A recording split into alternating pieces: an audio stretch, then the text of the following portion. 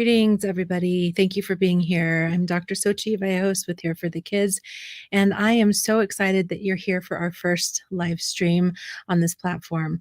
I know everybody's coming in and getting settled, and just wanted to let you know how glad that we are that you're here, for all of your support, for all of the participation that you've given, the energy that you've brought to this movement thus far. As everybody's getting settled in, I'd like you to take a few minutes to enjoy our latest campaign video about Here for the Kids.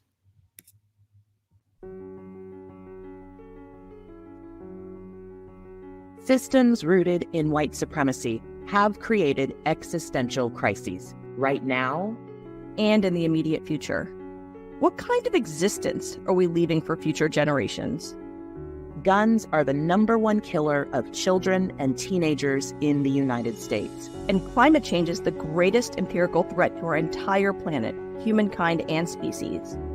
2 existential crises.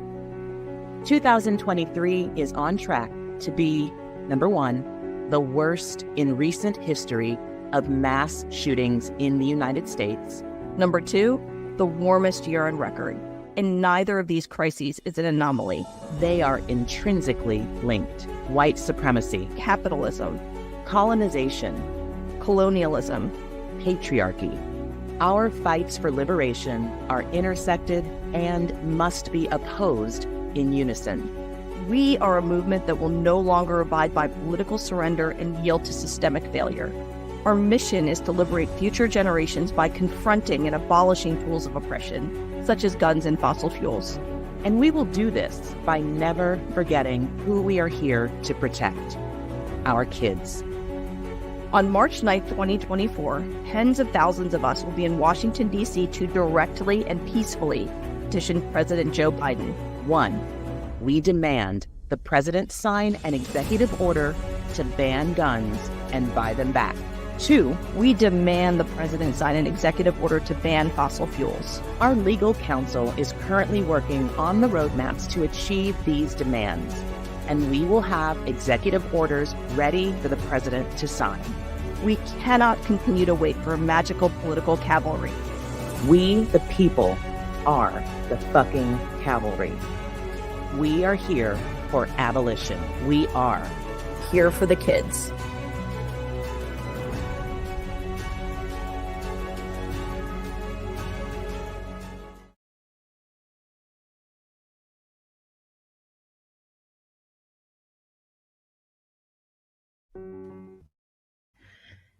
Awesome. I hope you enjoyed that video as much as I did. Again, I'm Sochi Vallejos. I am the Coalition Building and Regional Lead for Here for the Kids, and I'm so glad to be here with you all tonight. I'm here with my highly esteemed colleagues, co-founders Tina Strawn, Saira Rao, and Here for the Kids Communications Director Joe Lorenz.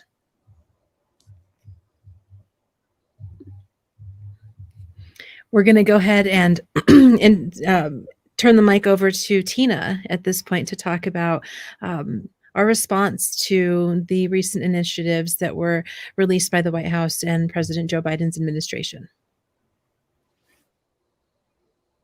Welcome, everyone, to this very important conversation. My name is Tina Strawn. I'm one of the co-founders of Here for the Kids, and we are here to have a very critical conversation about our response to the recent occurrence at the White House, and how we want to move forward as Here for the Kids, and the conversation that we want to invite you all to be a part of. So I want to begin by sharing with you how we came about, who is Here for the Kids, how we began, and what brought us to this moment, and what we have coming up that we are asking for all Americans to join us in. March of this year, at the end of March, there was another school shooting at the Covenant School in Tennessee. And that is when my co-founder, Saira Rao, came up with this idea. And that idea was to ban guns. What if, she called me and she said, what if we mobilize 25,000 white women to show up at the Capitol in Denver, Colorado, where there is a tremendously high number of school shootings and where there is a Democratic governor. And we demand that Governor Polis sign an executive order to ban guns and buy them back. And we came together with this idea for several reasons. Number one, there is nothing killing our kids and teenagers in the United States more than guns. And over the past 2 years, the number of kids and teenagers that have been killed by guns has increased by 50%. So while we wrap our brains and our hearts around that number, we have to ask ourselves, do we see that as an emergency? Because Saira and I believe that it is an emergency, we believe that there had to be a very direct demand. And so we set out to take this as a state-by-state focus, starting in Colorado with Governor Polis. And originally, our strategy included utilizing cisgender, able-bodied white women for the purpose and the reason that white women are historically and statistically the demographic of people that are the least likely to be brutalized by police. And we understand that what is needed to affect change in this nation, when we look back at our the Black civil rights leaders and the we are standing on the shoulders of our ancestors who gathered in Selma, Alabama, back in 1965, when they wanted to cross over the Edmund Pettus Bridge from Selma on their way to Montgomery. And even though that first attempt, they were met with police violence, they continued to go back and they continued to go back until they finally made it to Montgomery and to the halls and to the Capitol. And because of their sacrifice, their dedication, their perseverance, we now have the Voting Rights Act. And so with that as a blueprint, that is how we came up with the strategy. And our very first call that we had, where we wanted to share with all Americans what we were doing, took place in April, where we had over 300 people join that very first call, where Saira sent out the call asking for white women to show up, put their bodies on the line, use their bodies, their privilege, and their power to make this demand to ban guns to save our kids. And within a couple of weeks, we had gathered over 100,000 email addresses of people who said, I want to know more and I want to be involved because this is the thing that we believe will save us. Abolition. And that's what brings us here today. So June 5th came, and while we did not have 25,000 white women show up in Denver, and while Governor Polis did not sign that executive order, what we did was start a movement. What we did was empower people to get activated and realize that it is up to us to save ourselves. It is up to us to save our children and our future. And so we've taken the past couple of months to regroup and to rest and restructure. And we recognize that we are running out of time. We feel that the state of emergency that we are living in, the fact that we have just started another school year last month, where kids all across the country have begun this new school year, what we know is that every child will not survive this school year to the end because of American gun violence culture. And despite all of the legislation that we have, we still have guns as the number one killer of kids and teenagers. And so while we want to address the crisis that is gun violence, we also want to take this opportunity to address the other existential crisis that is threatening not only our children, but our future and our species and all of humanity. And that is climate change. And so what we are doing is going to Washington, D.C. on March 9th to demand that President Biden sign executive orders to ban guns and to ban fossil fuel. And so we want to be in conversation with you, with the community, with concerned parents, teachers, administrators, and regular everyday citizens. All of us are affected by gun violence. All of us are traumatized, whether we have been directly affected by a school shooting or a mass shooting or not. We all live with these headlines that don't even stay in the media cycle very long anymore because it is so common. There are more guns in this country than there are people. And we continue to see the numbers of deaths due to guns going up every single day. So Here for the Kids is calling for abolition. And so if you are joining us today on this call, or whether you're watching this replay, we believe that you're here because you want more from our government. You want more from the President of the United States, who has a tremendous amount of power, and we are going to unpack what that looks like. And so we are inviting you into a conversation and asking you to center something that has not been introduced into the conversation around gun violence before. And that's why we at Here for the Kids are introducing this in a way that we want this to become a mainstream conversation. Every time you hear about Maui burning, every time you hear about another school shooting and kids dying, and a gunman taking out lives at our places of worship, at the grocery store, in people's homes, we want for you to think about the word abolition. And as we go into this conversation around the recent action at the White House around this Office of Gun Prevention, I want you to really consider, are you relieved? Do you feel better knowing that this office has been created? And if not, why? Now I want you to hear from Saira, our co-founder, about this office. Whew, thanks, Tina. All right. I did something earlier, or I should say last week, that I very sadly haven't done enough of. And that is actually read the words and listen to the words of a sitting US president.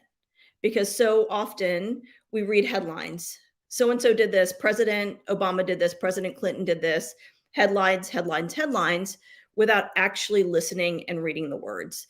So I'm going to read you parts of what Joe Biden said on September 22nd when he announced this new Office of Gun Violence Prevention. Quote, "Today, guns. I never thought I'd even remotely say this in my whole career. Guns are the number one killer of children in America. Guns are the number one killer of children in America, the United States of America, more than car accidents, more than cancer, more than other diseases.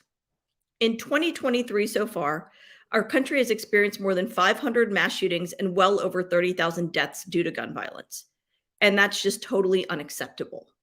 It's not who we are, and we have to act, and we have to act now." Okay. So President Biden very clearly lays out the profound problem. And problem is light, emergency. Guns are the number one killer of our kids and teens in America, more than car accidents, more than cancer, more than other diseases. We have to act. We have to act now. Okay. So he goes on to say, after every mass shooting, we hear a simple message. The same message heard all over the country. And I've been to every mass shooting. Do something. Please do something. Do something to prevent the tragedies that leave behind survivors who will always carry the physical and emotional scars, families who will never be the same, communities overwhelmed by grief and trauma. Do something. Do something. Well, my administration has been working relentlessly to do something. Okay. So what has the administration announced that they're doing? They've announced that they're creating an office of gun violence safety. And here's my question, like as reasonable people with hearts and minds, if there's something that is the number one killer of our children and teens, and it's something that we actually have a cure for, unlike cancer, we actually have a cure for guns. There's a cure for guns, and that is getting rid of guns. What else is there, right? So what does this office do? It does a couple things, but I'll just tick off a couple that he stated.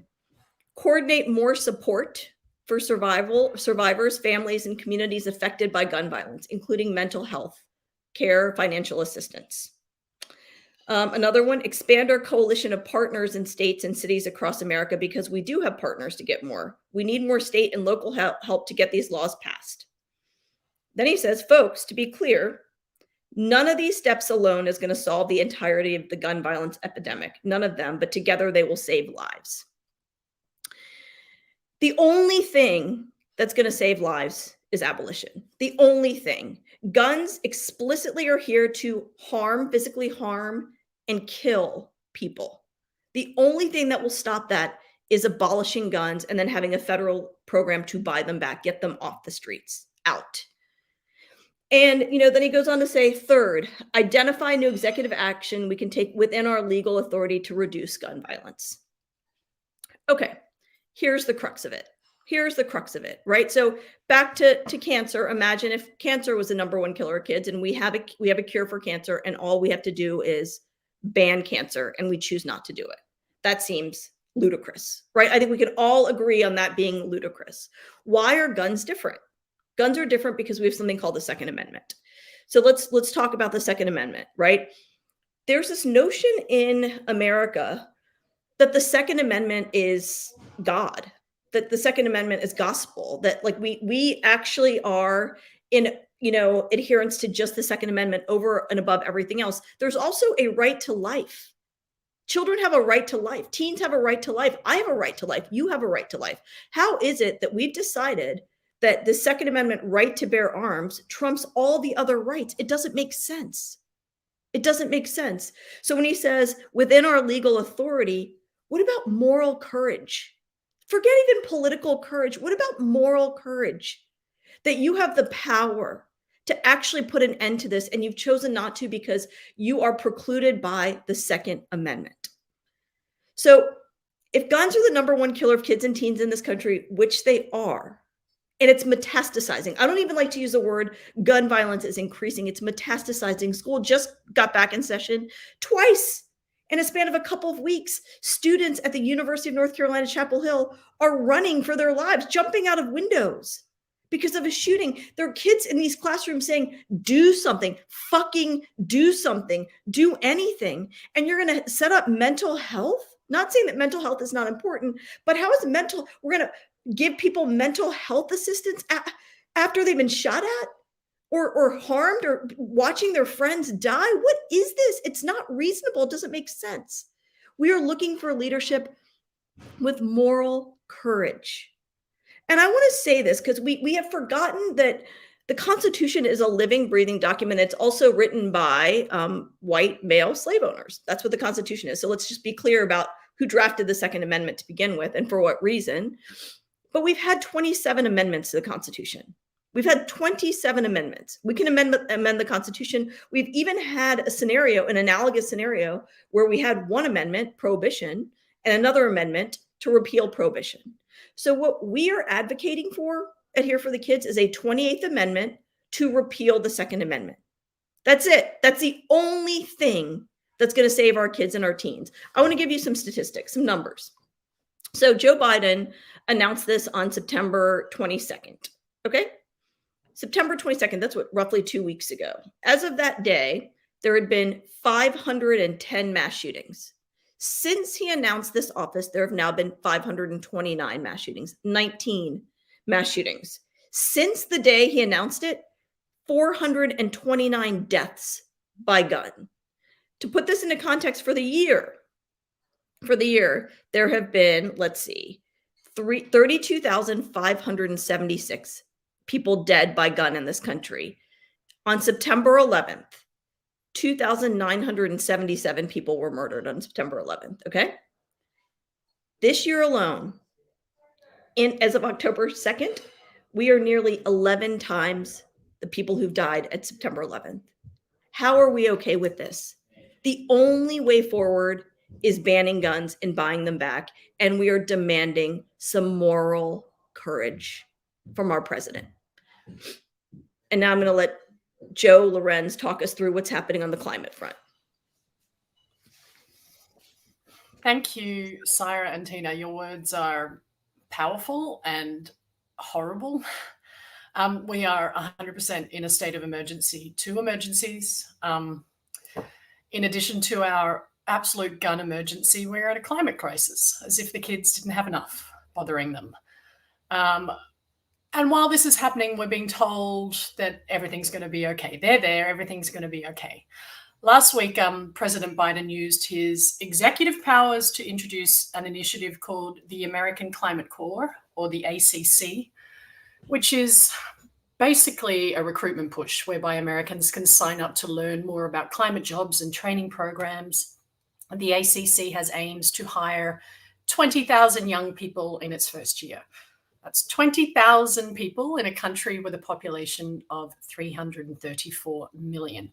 Now, the White House and the ACC mention climate resistance a lot. Climate resistance, for those who don't know, is a term that essentially means how successfully we cope with and manage the impacts of climate change while also preventing impacts from getting worse. So a climate resistant society would be a low carbon one, or another way of saying that would be a society that produces low levels of greenhouse gases, and a society which is equipped to deal with the realities of a warming world and actually talking about a warming world.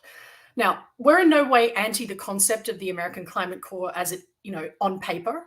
It's very important. But let's be very, very clear. We are putting the cart before the horse, creating jobs for us to cope with the climate emergency tomorrow, while not doing all we can today to prevent climate catastrophe from getting worse. Sets off a million different red flags. It's almost like you get a call from the principal who tells you your child is being bullied, and they say, but we're not going to address the bully. We just think your child should get karate lessons. Clearly, this is not the answer. This is not addressing the root cause. It's not brave. It's the bare minimum.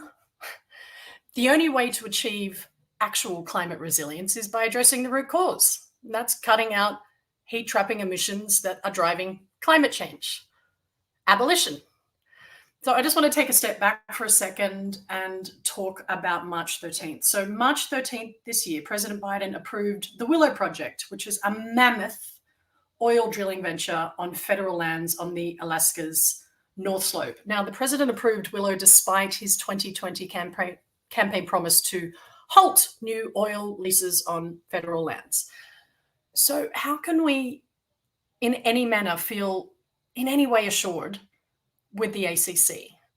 Does approving the Willow Project and the up to 600 million barrels of oil this drilling will create, ready for us to burn and produce huge amounts of greenhouse gases, does that seem to be aligned with a climate resilient society? Does approving the Willow Project that will produce deadly toxins that will create direct impact on local tribes and native communities next to the site, destroy the land that they depend on for hunting, fishing, and harvesting? Does this send a message of racial justice or just a modern example of colonization? President Biden knows how he can use his executive powers to take bolder steps on climate. He knows. And this is great because this is what's needed for us to bypass the gridlock on Capitol Hill.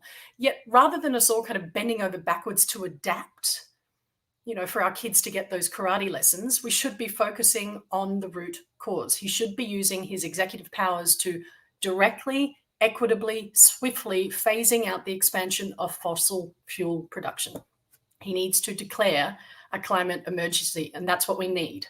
We need a climate emergency to protect humanity and biodiversity across the entire planet. 1, declare an emergency.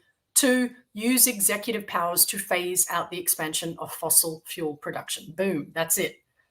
That's the first action that we need. And then we can start looking at climate jobs and creating training programs. But without that clear prioritization and understanding the order of importance, it's really hard to come to terms with what their commitment to climate is. We also need to speak really loudly about the fact that in the US, the public health hazards from things like air and water pollution, they fall disproportionately on Black, Brown, Indigenous, and poor communities. And so the climate adaptation and mitigation must be planned for in an equitable way from the outset, because otherwise it's all going to be all over the place from the beginning. An example of this is, there's a big climate adaptation project that they're focusing on outside Manhattan, building a $119 billion seawall to protect Manhattan and all the rich capitalism that's happening over there. But they're still not doing anything of actual value to safeguard communities in places like New Orleans that have already been ravaged by climate. The transition to renewables and fossil fuel-free world will be hugely one-sided, and it will prioritize white supremacy unless we consistently demand and make the need for an equitable transition very transparent from the start. Just to end, I want to kind of talk about the timing of this announcement. The White House knows that young voters are a critical voting bloc for them, and they know this coming up to next year's presidential election. 2 weeks ago, there was a huge climate march in New York City. 75,000 people, myself included, took to the streets to demand President Biden end fossil fuels. Now, many of the people marching were younger than me, as obviously climate change is a big concern for young people who are in their lifetime are more likely to see it than me, their parents, their grandparents. Yet here's the thing with those young voters. They're showing us time and time again, they know what they want. They keep showing us, they keep telling us. They want a president who does everything in their power to curb America's dependence on fossil fuels. They want a president who does everything in their power to curb America's dependence on guns. The Gun Prevention Office and the ACC that focuses on climate jobs but not addressing the root cause is not that. Again, the ACC is important, and climate jobs and training should be a part of the whole transition. But if you're putting that part first, it's putting the cart before the horse, like I said before. It's not going to undo the damage that was so sadly, repulsively done when the president approved projects like Willow. And it won't protect future generations, my kids, your kids, by phasing out the expansion of fossil fuels. President Biden knows he has the executive powers to take bold steps on climate. It's time he used them. We must demand he declare a climate emergency to protect future generations. And we are so proud to be here to ensure that he does this, to facilitate the biggest triumph of his 50 years in office. Again, for your kids, for my kids, and his kids.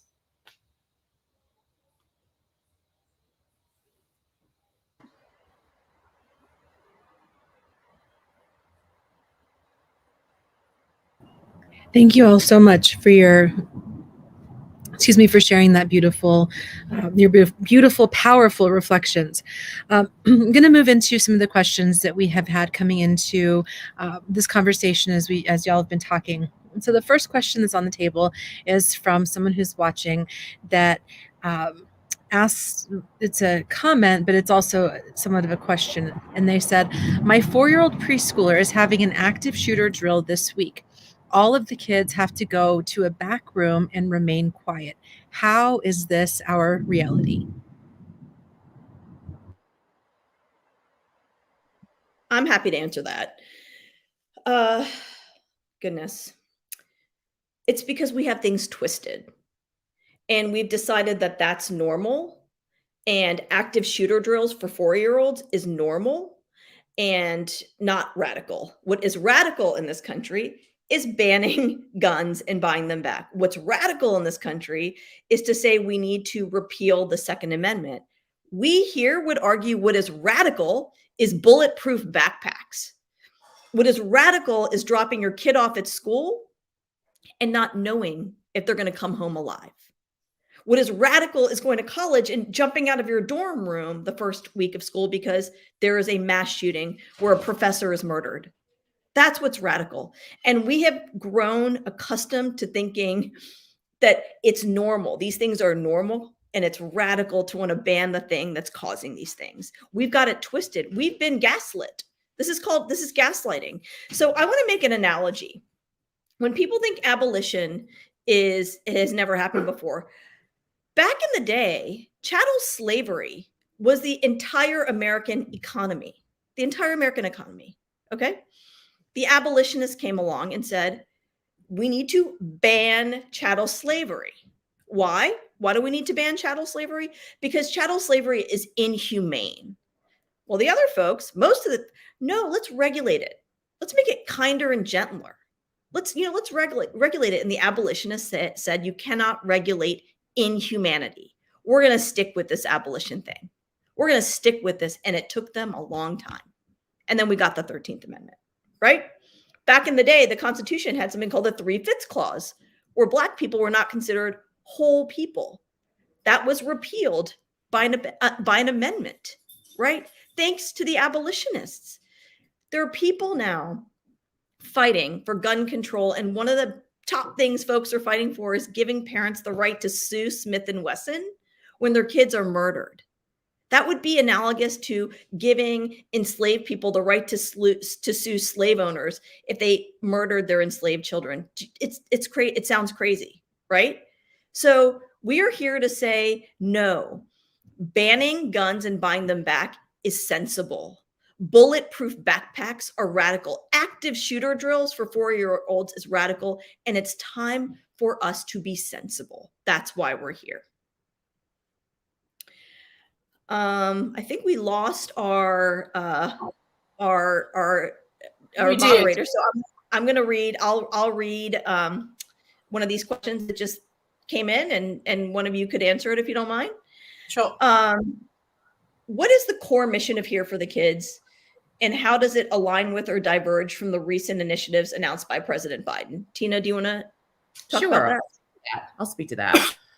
The mission of Here for the Kids is to abolish all that harms us, to abolish the tools of oppression that are guns and fossil fuel. So back to what Saira said about the Second Amendment. The Second Amendment is white supremacy plus anti-Blackness. Again, who wrote the Constitution, who wrote these amendments, and what was taking place at the time that this was what structured this nation. So now let's look at where we are today. And by the way, today is 22 years since the school shooting in Columbine. And what we have is more gun legislation than we have ever had in the history of this nation. So the past 22 years, as a result of ongoing mass shootings and school shootings that continues to not just increase, but as Saira was saying, metastasize, there has been a response. And the response has been gun legislation here, gun legislation there. Our mission at Here for the Kids is to abolish the guns, ban the guns, and buy them back. So that is a very different approach than let's vote and hope for the best. Let's have this Office of Gun Violence Protection, Prevention, and let's see if that will affect the number and how will it affect the fact that guns are the number one killer of kids. And as it relates to fossil fuel, recognizing that, as Joe was talking about, this is not a new issue or a new concern. This is something that has come to every administration for the past several administrations.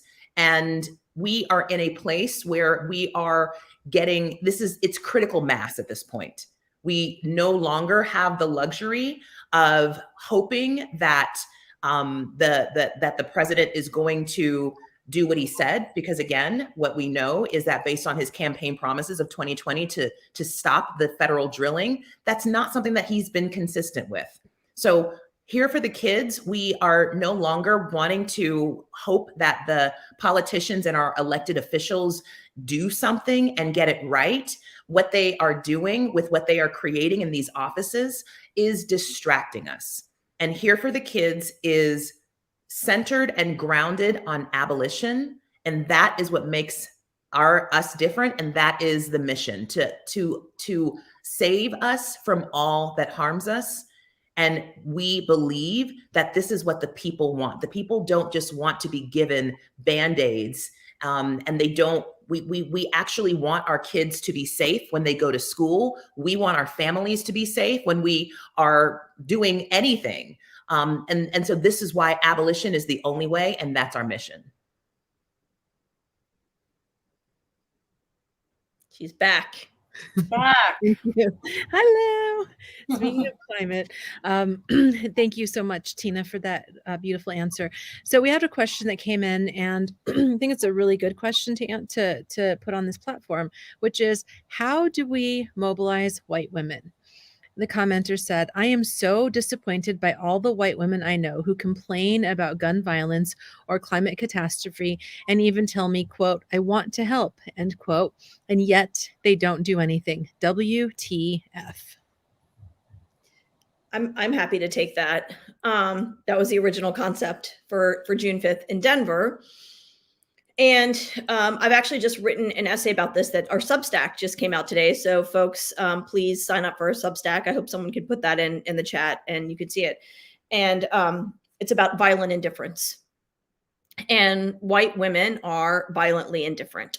That's essentially the souls have been snatched by white supremacy, capitalism, patriarchy, all of it. And white women traditionally have waited for other people to save them. Period. Like that's white womanhood, right? Here's the deal though. Their kids are getting killed too. Their teens are getting killed too. They're also getting killed. And there's always been the sense that somebody else is going to come and save them, namely Black, Indigenous, and brown women. And here's the deal. We don't have the power.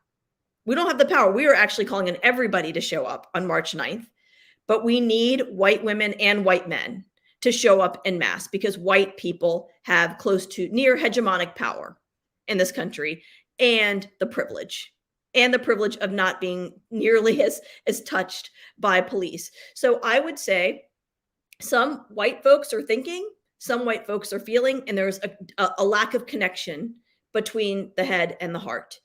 Because if white women were actually thinking and feeling the trauma, the bloodshed and the trauma of their children, right? They would do anything in their power to stop it. And all that we're asking is to show up one day on March 9th for your kids. Y'all would Pilates your way across the ocean to go see Taylor Swift. You know, show up one day for your children. And so what is it that they won't do anything? It's because they're not used to it. They don't see a duty. So once you get over your violent indifference, you feel something. You also need to recognize your power. When you recognize your power as a white woman and a white man, your power, then you have a duty to act. When you have a duty to act, you in fact will act. And part of that action is to bring others along. So you all don't just have a duty to show up on March 9th. You gotta bring others along. Bring your people, bring your friends, bring your cousins, bring your parents, bring your colleagues. Together, we can do this. We, the people, have power and we have to start using it. So when we say, why has this happened? Vote, vote, vote like your life depends on it. Yes, vote, vote. That's the bar. That is the bar. We have been voting for decades. We have been doing that. It is not working. And the dictionary definition of insanity is doing the same thing over and over again and expecting a different result. The reality is we got rid of Donald Trump. The Democrats had both houses in Congress and there's Joe Biden. And here we are. So let's be smarter. It didn't work. We have to force the person who has the power. People have asked, why Joe Biden? Why now? Because he is the president. This is an apolitical movement. Okay, we're not here for the Republicans. We're not here for the Democrats. We are here for the kids. We are here for the kids, and we are demanding of the one person the one person who has the power to end this, to do it. It is intellectually dishonest to say you don't have the power. You are the president of the United States. And I can tell you what happened after September 11th, 2001, because I was down at the World Trade Center on that day. I left home, model minority. I came home a terrorist. Real quickly, we got the Department of Homeland Security up and running to criminalize the fuck out of Muslims, Black, brown Muslims, and Muslim presenting people. We can do that. He can do this. He knows he can do it. We have to show up and make him do it. Well, thank you, Saira. That statement is really powerful. This next question that we had come in, I think, is a really good one for you to touch on too, if you don't mind. Sarah asks, does Here for the Kids or Saira, Tina, or Joe individually have an opinion on Marianne Williamson's presidential campaign? Her vision seems to align with Here for the Kids. Tina? Yeah, I'm happy to speak to that. Thank you for asking this. And I want to say this in two parts. Number one, our mission is to demand that President Biden ban guns, sign an executive order to ban guns and buy them back, and sign an executive order to ban fossil fuel. That is going to remain our focus for March 9th. The second piece of that is, I think Marianne Williamson, this actually goes also to the question that was just asked by Sam, that Saira just answered about white women activating themselves. And Marianne Williamson, absolutely, in a lot of what she's saying, she is presenting a posture that the president's administration needs to pay attention to. Because absolutely, Marianne Williamson is calling for a ban on fossil fuel and saying that's what she's going to do. And I think that, you know, we've reached out, we will continue to reach out to everyone, and we want everyone who can get behind the banning of guns to join us to make this demand. So we are not endorsing any political presidential candidate, because that's not what we're about, but we are absolutely for anyone who wants to ban guns and ban fossil fuel. So I think that what Marianne Williamson is presenting in her campaign is something that the Biden administration needs to pay attention to. And I think that Marianne Williamson is not going to be the only presidential candidate that we're going to see that's going to be offering solutions in the way that we have not seen from the Biden administration. So it's something for us to be paying attention to as concerned citizens and people who want to be voting for who is going to make decisions that are going to affect overall the way that we live our lives, going to affect and change the fact that guns are killing our kids more than anything else, more than childhood disease, more than car crashes. The American people want to hear, what are you going to do? What is the difference? And again, the Biden administration needs to be paying attention, not just to the fact that what Marianne Williamson is saying, because I do see what you're saying, that many of the things that she says does seem to align with us, but the Biden administration needs to listen to what we are saying at Here for the Kids. Abolition is not something that we have seen anyone talk about. And we are hoping that whoever it is, if you are talking about abolition, then Here for the Kids supports that. Thank you so much, Tina. So the next question that I would like to ask to the panel is, would you all consider this to be a state of emergency? And if so, why? I'll answer that if you like. Yes, 100%. We are living in a state of emergency. More than 32,500 people have died from gun violence in the United States this year. 32,500 people. That fills a stadium. Okay. Every single seat in a stadium, a small stadium, but still a big stadium, could be filled. Okay. All those people are gone. 4 months before the close of 2023, the United States has already broken its record number of weather and climate disasters exceeding $1 billion. So there have been $23 billion disasters so far in 2023. Everything is connected. And, when you tip the balance, and you really tip the balance, everything gets thrown out of whack. So we have billions of tons of CO2 being released into the atmosphere every year as a result of fossil fuels. That heat is trapped inside the atmosphere and causing our planet to heat up. That heating up is melting sea ice and glaciers and causing our seas to rise. That heating up is causing our weather patterns to go more and more extreme, as we saw in New York a couple of days ago. That heating up is making hot tub temperature oceans off the Florida coast. So yeah, we are 100% in an emergency. Well, thank you, Jo. My next question for y'all is, in your assessment, how would those executive orders put a dent in gun violence and climate catastrophe? I can talk to that again, if we don't mind listening to my foreign accent. Declaring national emergencies is an actual thing. It unlocks executive powers that we really need to expedite critical change. So, for example, if we were to declare a climate emergency, it's not just a performance, it's an actual process. It unlocks certain powers.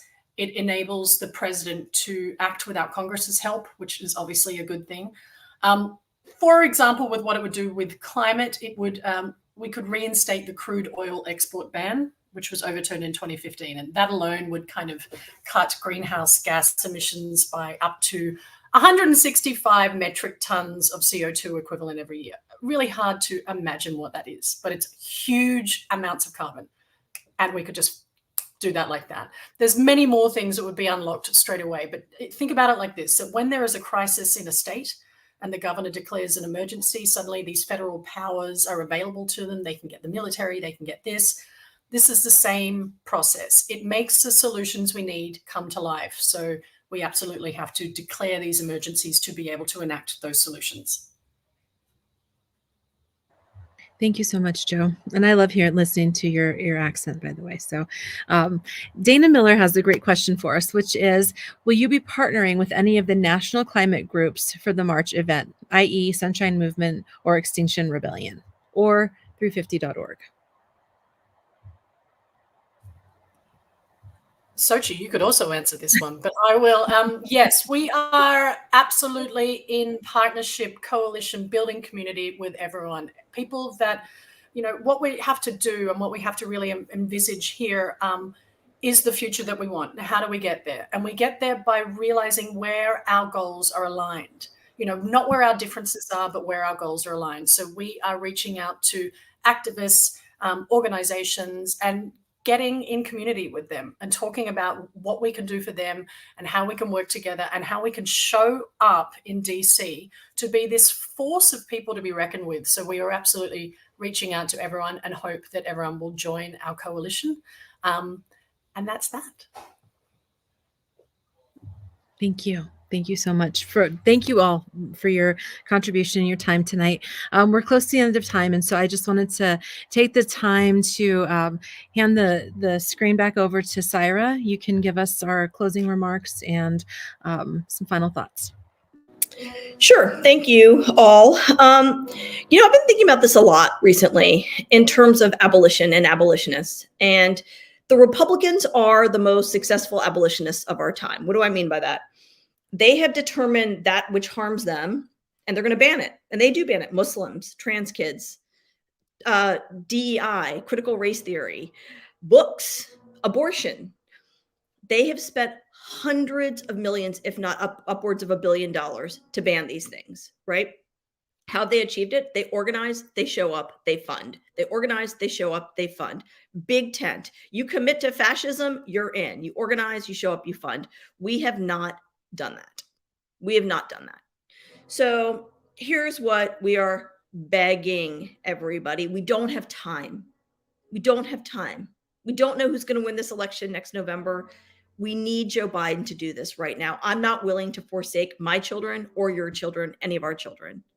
We need to save our children now. We need to organize, show up, and fund. So, number one, please go to our website, hereforthekids.com.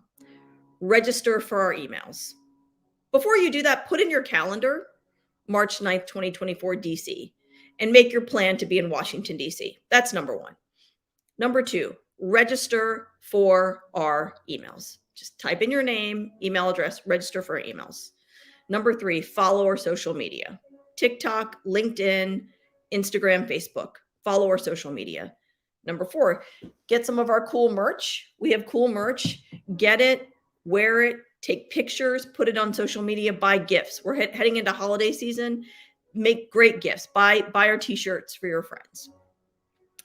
And then finally, donate. Donate money. Abolition is going to cost a fortune.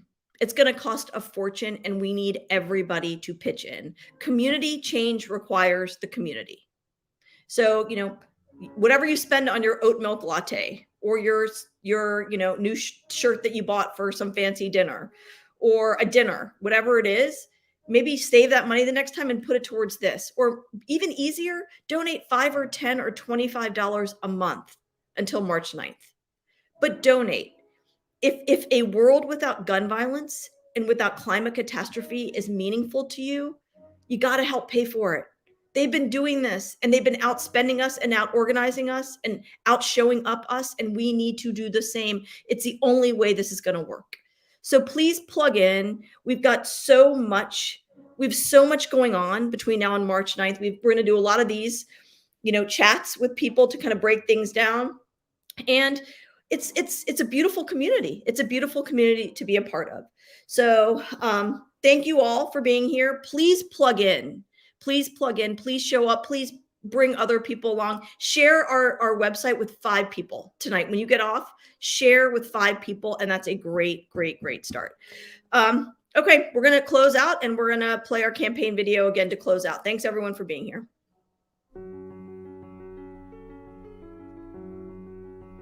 Systems rooted in white supremacy have created existential crises right now and in the immediate future. What kind of existence are we leaving for future generations? Guns are the #1 killer of children and teenagers in the United States. And climate change is the greatest empirical threat to our entire planet, humankind and species. 2 existential crises. 2023 is on track to be, number 1, the worst in recent history of mass shootings in the United States. Number 2, the warmest year on record. And neither of these crises is an anomaly. They are intrinsically linked. White supremacy, Capitalism, colonization, colonialism, patriarchy.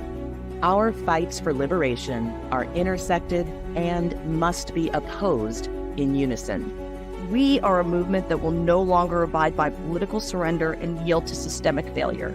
Our mission is to liberate future generations by confronting and abolishing tools of oppression, such as guns and fossil fuels. And we will do this by never forgetting who we are here to protect: our kids. On March 9th, 2024, tens of thousands of us will be in Washington, D.C. to directly and peacefully petition President Joe Biden. 1, we demand the president sign an executive order to ban guns and buy them back. 2, we demand the president sign an executive order to ban fossil fuels. Our legal counsel is currently working on the roadmaps to achieve these demands, and we will have executive orders ready for the president to sign. We cannot continue to wait for a magical political cavalry. We, the people, are the fucking cavalry. We are here for abolition. We are Here for the kids.